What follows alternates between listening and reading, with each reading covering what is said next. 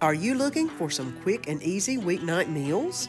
Well, then you've come to the right place. I have got 4 quick and easy meals to make for your family, so come on along. Let's get cooking. Hello, family and friends. I'm Susan, and welcome to my home. Hey, friends. You know, lately I have really been loving some good soups. I know I did one last week, and I've got another one for this week. It is called Instantpot Ground Beef Goulash, American style. All it is a really good soup. You just put a lot of different stuff in, and it doesn't take any time at all. And if this is your first time joining in, my name is Susan, and welcome. So let's go ahead and get to making some good goulash. My ponytail's already up. It's time to get some good warm food on the table. And let's get started on some Instantpot Ground Beef Goulash. I've got some hamburger meat, an onion, bell pepper. I've got salt, pepper, and garlic powder. I've got some elbow macaroni, a can of corn, 2 cans of diced tomatoes, some brown sugar, some spaghetti sauce, some soy or liquid aminos, some Worcestershire sauce, and some beef broth. So let's get it all into the Instant Pot, and let me show you how quickly this will happen. And I've turned the Instant Pot on to saute, and it says it's hot now. I'm going to go ahead and add in the hamburger meat. Let that start searing off and brown up. I'm going to go ahead and add in the peppers and the onion, and go ahead and let that start browning up with the meat. And the hamburger is nicely browned. I'm going to start adding in the other ingredients. The 1 can of corn, the can of spaghetti sauce, 2 cans of diced tomatoes, the brown sugar, the soy sauce and Worcestershire sauce, and the salt, pepper, and garlic powder. And I'm going to go ahead and stir this around real good. Make sure that all the hamburger meat is well stirred in. And now it's time to add in the macaroni noodles. Now the thing with the macaroni noodles is you add it to the very top.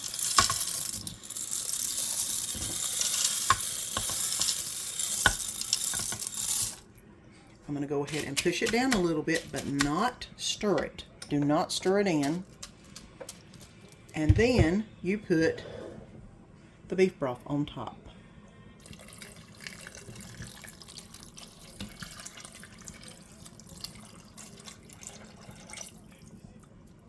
All right, now that's looking really good. The next thing is you are going to put this onto manual 4 minutes, and that's all it needs. In 4 minutes, you are going to have a big pot of American goulash. It is probably the best soup I've ever tasted. It is so good. So let me go ahead and get the lid on this, turn it on 4 minutes, and then I'll bring you back when everything gets done. And I've let it cook for 4 minutes and pressure release. And this is what it's looking like. It looks so good. I'm going to go ahead and stir it around a little bit. Get the noodles all mixed up in here. And then it'll be time to serve up. And that is looking really amazing. Let's get it in a bowl. And here you go. Instant Pot American Goulash. It is so good. And it's what's for supper tonight. It's Tuesday, guys. You know, I'm going to have something that's Mexican inspired. Polo Loco Chicken. I've made it before and it was so good. My husband said it tastes just like something he had at the Mexican restaurant. I guess that's a great compliment coming from him because y'all know how picky he is. So let's go ahead and get to making some Polo Loco Chicken. So good. So creamy. Ooh. And it has a little bit of spice in it. So, yep, it's a good recipe. And tonight I'm going to be making some Polo Loco Mexican chicken and rice with queso.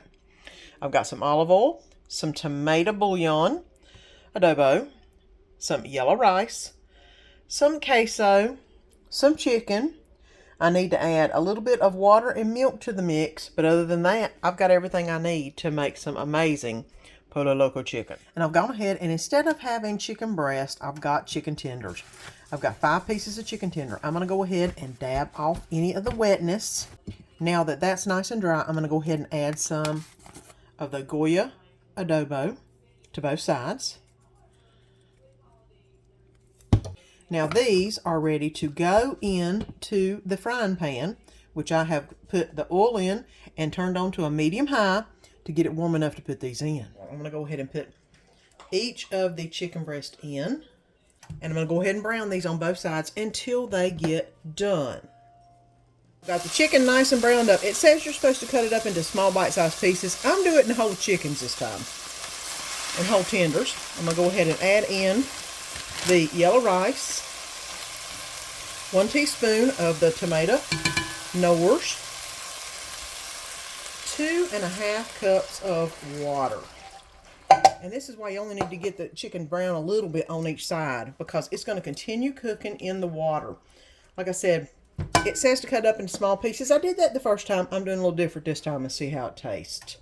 So I'm going to go ahead and let this come to a boil. And then I'm going to reduce it to a simmer and cover it and let it cook for 20 minutes. So let me get this boiling and I'll bring you back whenever we're ready to put the rest of the ingredients in. And this has been cooking for about 25 minutes. Look at this. The rice is nice and done. Now I'm going to add the 2 tablespoons of milk and the queso.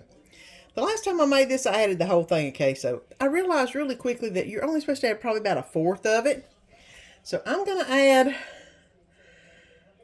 not quite a half, but almost. There we go. And see how that goes. And get this all melted up in the rice. And it doesn't take long, because I have had this queso setting out to room temperature. Now last time I made this, it was extremely cheesy. It still looks like it's going to be cheesy. And really good. Look at the yellow chicken. Look at that. Let me let this finish melting down. And then we'll get it all plated up and ready to eat. And here you go. Polo Loco Chicken. I added a little bit of sour cream and I added a little bit of Mexican cheese. But it's cheesy enough. You don't need it. But it's what's for supper tonight. And again, we're going all over the world. Tonight we're going to be making a little Italian. My favorite, lasagna roll-ups. Y'all know I love making them. They're so quick and so easy. They cook up and you've got a great meal and it doesn't take much time. So let me go ahead and get started on some lasagna roll-ups, because it's going to be a good Italian night. And right here I've got a cup of cottage cheese. I've sprinkled in some garlic salt and some Italian seasoning. I'm going to sprinkle in a little bit of grated Parmesan cheese to make a good mixture to put in my lasagna rolls. First thing I'm going to do is put some of my cottage cheese in the middle. And now I'm going to put some of the bolognese down the middle.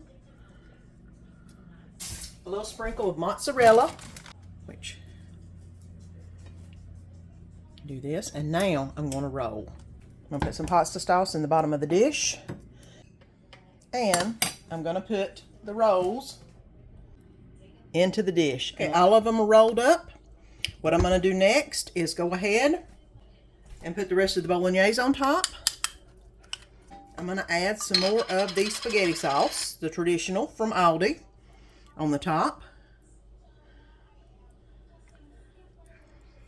because I like it with lots of sauce on it. Okay. Now, I'm going to add a little bit more Parmesan on the top. Just a little sprinkle.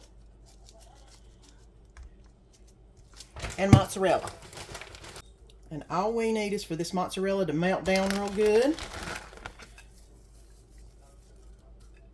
And then that should help with everything else in the middle. It's on 350 right now. I'm going to check it in 15 minutes to see where it's at. And then we'll go from there. And here is the lasagna roll-ups. You about can't see them for all that. They're in there. Got me some garlic toast. and some Caesar salad. So here is the lasagna roll up, Caesar salad, garlic toast, ready to be ate, and looking really good. And tonight we're going to be making some Crockpot chicken and dumplings. I make them every holiday season for Thanksgiving, Christmas, and Easter. But this is the easiest way to make chicken and dumplings. And it's so simple to follow the instructions and do. They are so good. You've got to try them. Oh, you've got to try them.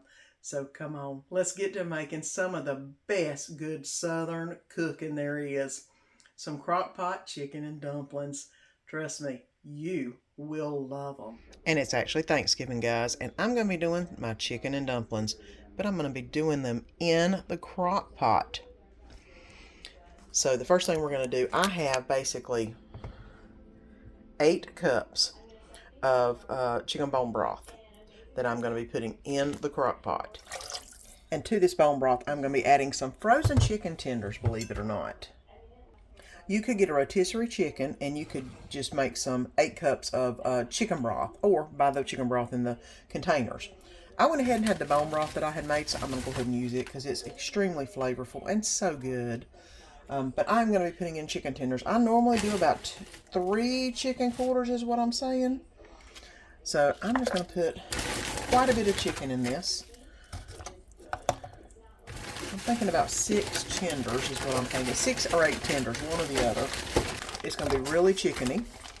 And I've got it on low, which I'm going to turn on to high because I went ahead and put it on low to heat up the crock pot.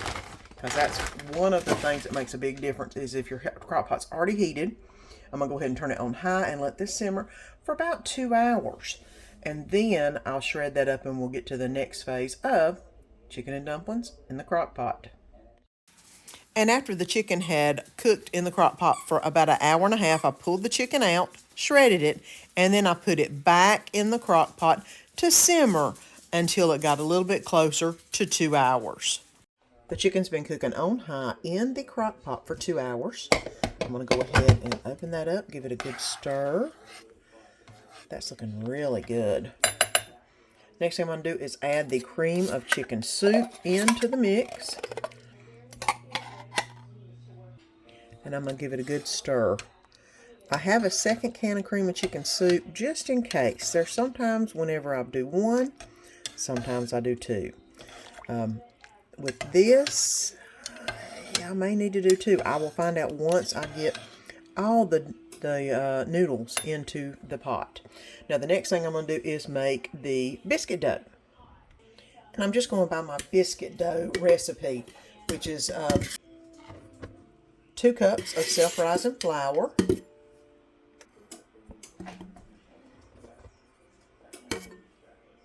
and 1 stick of butter, which I have went ahead and pretty much melted. For these, you don't have to worry about layering them like we do for a regular biscuit. We're just making dumplings. So I'm going to put that in there. And 3/4 cup of milk. Now I'm going to go ahead and stir this together until all of it gets nice and combined. Now when the dough gets well combined, I'm going to go ahead and start making my balls, or my noodles. I make dough balls for mine. You don't need them to be big, you just need them to be semi-small. See that?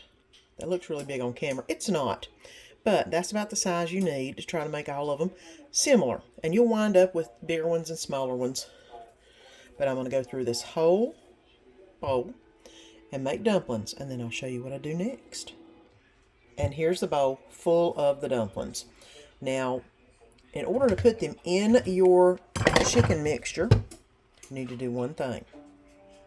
Choose out the bigger dumplings, the ones that look like they're bigger and meatier, because they will plump up to about twice this size. Those are the first run of dumplings you're going to put in. I'm going to go ahead and get all the big ones, probably about half of what I've got here, but the biggest ones, and put them in for the first cooking, because you are going to add the second ones in after these get through cooking. That way you can see how much of the cream of chicken soup you need to put in, that kind of thing. And watch them. They're already plumping up. They're looking so good. So I'm going to go ahead and fill this up with the bigger ones and then reserve the smaller ones for the second cooking time. And I'm going to put the lid back on and probably let these cook for about an hour. It's still on high, but you'll see they will plump up and then start dissipating. And that's whenever it makes the juice real thick and good. And 1 hour later, this is what it looks like. And what you want to do is go like this, gently. And any of those pieces of dumplings that haven't completely dissolved will start dissolving, because we've got about an hour left. I'm going to go ahead and add in some of my chicken spice, which I need to make some more on that out. I'll put the recipe down below, because this is what makes it really good. Now, mind you, my bone broth I've got in here is amazingly flavorful as it is. I basically do it overnight and let it cook in the crock pot overnight. And it is so good. Oh, see how thick it's starting to get? Like I said, I'm not going to add the second can of cream of chicken soup until we get through with the second batch of dumplings. So I've got about an hour of cooking left. So I want to go ahead and put that second batch in. And yes, I did put them in the fridge to keep them nice and cool until I added them in. Now I am going to go ahead and drop in and be very careful, because this is hot, those dumplings. They're not going to float as easy because they are cold. That'll take them just a little bit longer to cook up and start dissipating, because you do want dumplings in this whenever you serve it up. I'm going to go ahead and turn this on low because I have 1 hour left, and let this cool down just a little bit as it's cooking, not much, and then we'll see how thick it is when I come back in an hour if I need to add the second can of cream of chicken soup. And it's been another hour, and you can see how big this second batch has been, and I've had it on low. I don't think I'm going to put any more chicken dumpling soup, cream of chicken soup in it. Look how thick it is. It is so thick. I think we're good. I think I'll put just a little bit more of my chicken spice in it, and we'll call it golden. This, I tell you, is the best chicken and dumplings. Just ask my granddaughter. She'll tell you the same. So funny. But this is ready to eat, guys. Whether you do it on the oven top or in the crock pot, this is what you call a really good meal.